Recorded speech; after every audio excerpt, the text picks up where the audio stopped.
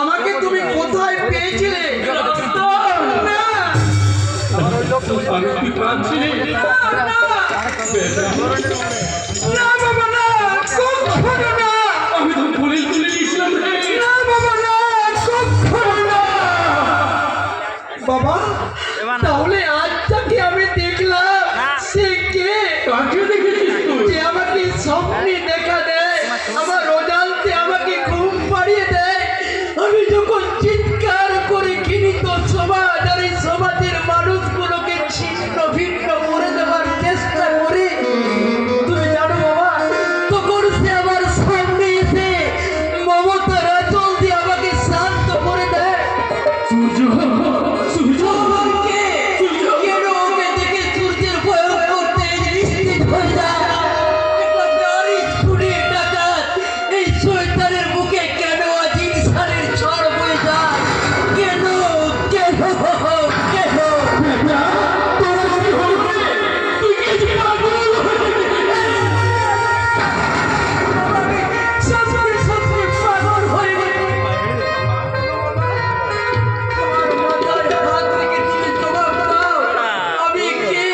আমাকে তুমি কোথায় পেয়েছিলে? কোথায়? আজ থেকে প্রায় 30 বছর আগে দীঘা সমুদ্রের ধারে আমাদের ছোট্ট একটি ঘর ছিল।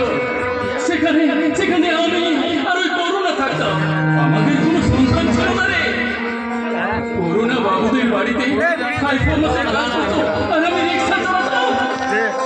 একদিন দুপুরে হঠাৎ দীঘা সমুদ্রে উত্তাল করা ঢেউ আছড়ে পড়লো। অনেকের মুখে সব কিছু উঠে গেল। অনেকে মা হারালো সন্তান, আর অনেকে সন্তান হারালো তার মা।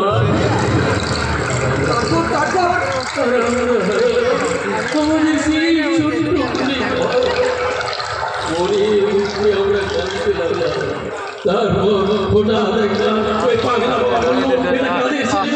তারপর আমি ছুটে এসে তাকে চলে নিশ্চিতা দিয়ে তাকে আমি জ্ঞান ফিরালাম। তারপর আমি চিৎকার করে বললাম, এটা কাদের ছেলে গো, এটা কাদের ছেলে? তারপর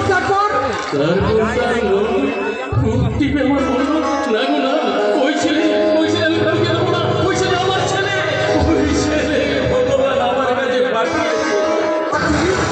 তুমি চিৎকার বন্ধ করে দিলে। আসলে আমি কোনো উপায় ছিল না। সেদিন সন্তানটা বুকের ব্যথার কাছে। ওহো, আমি তাহলে সেই ছোট্ট শিশু, তোকে